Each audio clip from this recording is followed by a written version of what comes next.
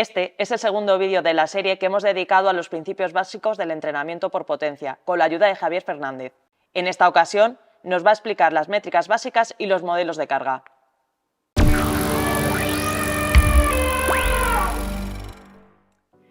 Os recordamos que Javier Fernández Alba es entrenador nacional de ciclismo, director de la Escuela Nacional de Entrenadores de la Federación Española y el CEO y fundador de Entrenamiento Ciclismo. Bienvenido, Javier. Estamos deseando completar la segunda parte de tu charla sobre entrenamiento por potencia. Por aquí estamos, a ver qué tal nos sale.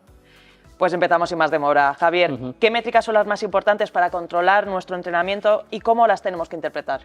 Bueno, cuando ya empezamos a usar un potenciómetro y empezamos a trastear con el dispositivo o volcamos los datos a nuestra computadora, pues vemos que está la potencia media, que es un valor al que yo siempre no referencio nada porque no nos da una información real de lo que ha sido el entrenamiento. O sea, la potencia media tiene muchas variaciones o puede tener muchas variaciones si es un terreno un poco ondulante o hemos hecho esfuerzos de diferentes intensidades.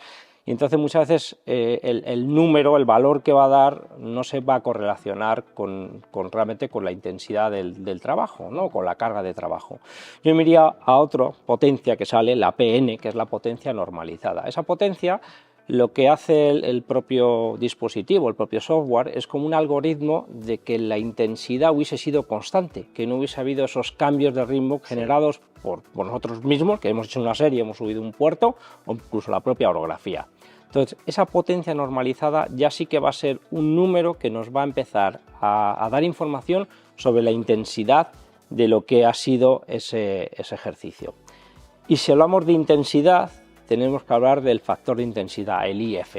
El factor de intensidad realmente lo que va a hacer es comparar los vatios que hemos realizado, en este caso la potencia normalizada que hemos generado en ese entrenamiento, con nuestro FTP. Recordamos del anterior vídeo que el FTP es nuestro umbral, por decirlo de alguna forma, es nuestro patrón de referencia. Entonces, claro, con esto se explica muy fácilmente. Llega un ciclista profesional que tiene un FTP de 400 vatios y sale un día a 200, ha dado un paseo, porque su factor de intensidad respecto a su FTP es muy diferente, es muy bajo.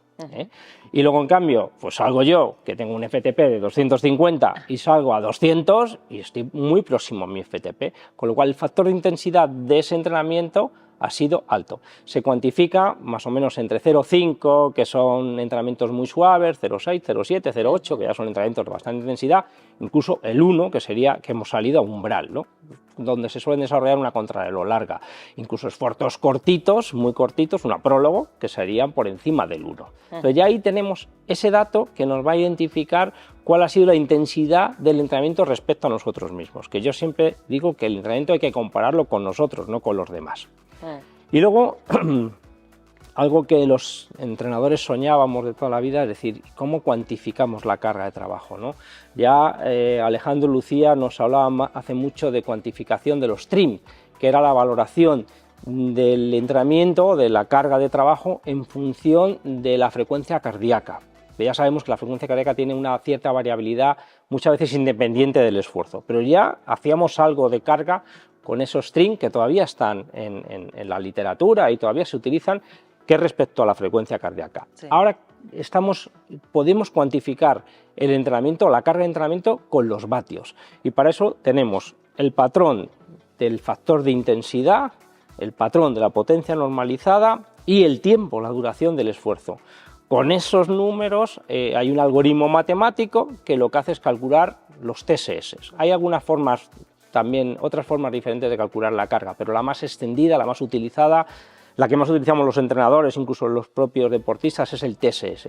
Y eso sí que nos da un número, o sea, después de cada entrenamiento podemos ver en los dispositivos el TSS. Pues, ¿qué es el TSS? La carga. Realmente, cuánto de duro ha sido ese entrenamiento, tanto en la intensidad, porque tiene el factor de intensidad en cuenta, como el volumen de trabajo.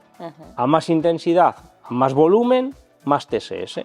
Entonces, estos ya serían los parámetros para poder identificar si nuestros entrenamientos están siendo intensos, están siendo poco intensos, están siendo duros, como he hablado otras veces, todo el entrenamiento que mejora alguna capacidad es el entrenamiento realmente que ha sido duro, que ha sido extenuante, porque es el que genera un desequilibrio en el organismo y el organismo se hace más fuerte.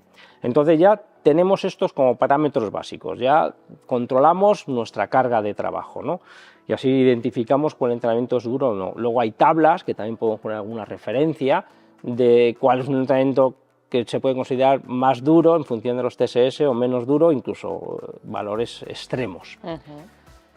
Y luego, ahora lo que ya nos facilitan los software es, utilizando estos TSS, nos generan unos modelos matemáticos de lo que es la carga de entrenamiento. Estos modelos matemáticos es lo que utilizamos a los entrenadores, realmente una de las cosas que utilizamos los entrenadores para cuantificar la evolución de la condición física del deportista a lo largo de una temporada o a lo largo de muchas temporadas. O sea, esto antes era impensable, estamos ya con los modelados de potencia, estamos intentando ya traducir lo que es la fisiología a números. Nunca hay una correlación directa, siempre hay parámetros que se salen de los números, pero ya tenemos realmente unos modelados que son muy, vamos a decir, muy exactos, ¿no? que nos dan una información muy precisa de lo que es la evolución de nuestra carga de entrenamiento. Entonces, para ello tendríamos que hablar sobre todo de tres cosas. Uno, que es el CTL, que es lo que llamamos carga crónica de entrenamiento, ¿no? Que se representa en la gráfica como la curva azul, ¿no? En la gráfica que os vamos a mostrar a continuación. Según vamos entrenando, vamos aumentando la carga de trabajo, entonces esa curva iría subiendo. Si por el contrario disminuimos la carga de trabajo, esa curva va bajando. Lo que se utiliza son los TSS de cada entrenamiento por un algoritmo matemático, normalmente se utiliza los últimos 41 días, con lo cual la evolución de esa curva nos va a identificar cómo hemos estado entrenando ese último mes y medio, por decirlo de alguna forma, ¿no? Entonces, según va subiendo, pues significa que estamos entrenando más. Se podría correlacionar con la forma física o no, sí, pero significa por lo menos estamos entrenando. Luego hay unos números de referencia. Luego hay otra cosa que tenemos que tener en cuenta en estas gráficas, que es el ATL, que sería la línea rosa. El ATL es lo que marca es la fatiga, o sea, cuánta carga hemos metido los últimos 7 días. Igual, es un algoritmo que se basa en el TSS y los últimos 7 días. Y es una curva que sube y baja mucho más porque es algo como más inmediato. Y nos va a dar idea de cuánta intensidad hemos metido esos últimos 7 días, esa semana, es un microciclo, si hablamos en términos de entrenamiento. Entonces también hay que ir siguiendo esa evolución. Y luego, por último, correlacionando la carga aguda con la carga crónica, existe el TSB o el balance. Y ese balance a los entrenadores nos da una información muy interesante, porque nos identifica si la carga de trabajo está siendo excesiva, si está siendo óptima o incluso, como queremos llegar a los objetivos, si nos está permitiendo llegar a un estado fresco. Normalmente los números se mueven entre 0 más 5 10, 0 menos, depende de la carga de trabajo, pues depende de la frescura, que también lo denominamos así, pues podríamos estar entre menos 5, menos 10, que sería el óptimo, entre 0, menos 5, menos 10, el óptimo a llegar a enfrentarte a una prueba o un objetivo. Cuando estamos entrenando, pues ese parámetro tiene que estar un poco acusado, a lo mejor en menos 20, es un poco la línea, menos 20, menos 10, menos 15, menos 30, la línea de que estamos trabajando. No estamos frescos para afrontar el reto, pero estamos preparándonos para afrontar el reto. Y luego entramos en las líneas rojas, ¿no? En las líneas rojas yo las tengo identificadas como en el menos 40. O sea, cuando esa línea amarilla, ese balance, está en menos 40, me empiezo a preocupar. Sobre todo si ese menos 40 se alarga en el tiempo, una semana, 2 semanas. Podríamos interpretar desde el punto de vista numérico lo que nos da esta información de estos gráficos, que podría estar incluso entrando en sobreentrenamiento. Entonces, con estas tres, vamos a decir, líneas, nos podemos hacer una idea de cómo va evolucionando el entrenamiento a lo largo de una temporada. Cuando los entrenadores planificamos el trabajo, que es el ideal, aquí queremos estar bien, nuestro pico de forma, ya sea para un Tour de Francia o ya sea para una quebrantahuesos o para una Titan Desert, da lo mismo. Los entrenadores o el propio deportista lo que tiene que ir fijándose es en la evolución de sus curvas. Sí. que le van a ir dando un valor muy aproximado de cómo evoluciona su carga de trabajo, y eso tiene una correlación directa con su condición física. O sea que ya estamos hablando de cómo se está uniendo, o de cómo ahora mismo hablan de ese ciclismo tan analítico, sí, ¿no? Y ahora mismo estamos viendo cosas diferentes en el ciclismo de las que veíamos antes, y es porque los entrenadores, vamos a decir que desde los deportistas son bien pequeños, les llevamos un control del trabajo exhaustivo, y la identificación de talentos, que antes se hacía de forma muy, vamos a decir, siguiendo las carreras, sí. ahora ya los directores profesionales, y ya no vamos al extremo, nos piden datos de este perfil de potencia, de lo que hablamos el otro día, de cómo evolucionan los CTLs, cuánta carga soportan los deportistas, para empezar a fichar a los ciclistas. O sea, ya esto se está convirtiendo, no es una ciencia ficción, sino es una realidad, que la puedes llevar para el cicloturista que quiere prepararse un evento de forma científica, al ciclismo profesional, que todos los deportistas utilizan esas herramientas.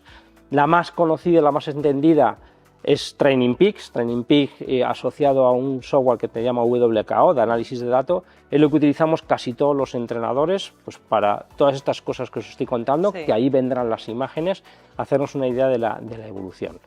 Esto no quita pues esa conversación con el deportista, esa valoración de las sensaciones, el control analítico, o sea, los resultados, la psicología, sí. Hay muchas cosas. Estos son números, pero ahora mismo el ciclismo es analítico, tenemos unas bases de datos, tenemos unos big data que podemos comparar, y entonces esto ya, los números se aproximan a la realidad mucho. Bueno, efectivamente, la ayuda de un entrenador y el uso de herramientas tan avanzadas como las que manejáis será una ventaja importante, ¿no? Como el Training Peaks. Efectivamente, ahora mismo ya vamos a decir que todo entrenador que se precie, todo deportista que quiere evolucionar cuantificando datos, pues tiene que manejar estas herramientas. De hecho, pues yo creo que lo ideal sería que hagamos un vídeo expresamente de Training Peaks y os cuente un poco las herramientas que tiene este software, como otros que hay parecidos. La verdad es que tampoco hay muchos en el mercado, entonces tampoco hay demasiada posibilidad de utilizar muchos, pero todos, vamos a decir, todos los que existen tienen las mismas herramientas que explicaremos en un vídeo con profundidad. Os recordamos que Entrenamiento Ciclismo ofrece asesoramiento integral para todo tipo de ciclistas, desde aficionados que solo quieren disfrutar más de sus salidas o afrontar un reto importante, hasta los profesionales. Pues muchas gracias, Javier. Te esperamos pronto para que sigas ayudándonos a ser un poquito mejor ciclistas. Nada, pues muchas gracias a vosotros, muchas gracias a Mahmoud, y nada, si alguno quiere saber un poco más de entrenamiento, pues como tú dices, ahí estamos. Muchas gracias. Y muchas gracias también a todos vosotros. Si os ha gustado el vídeo, os agradecemos el me gusta. No olvidéis suscribiros, activar la campanita y nos vemos en el próximo vídeo.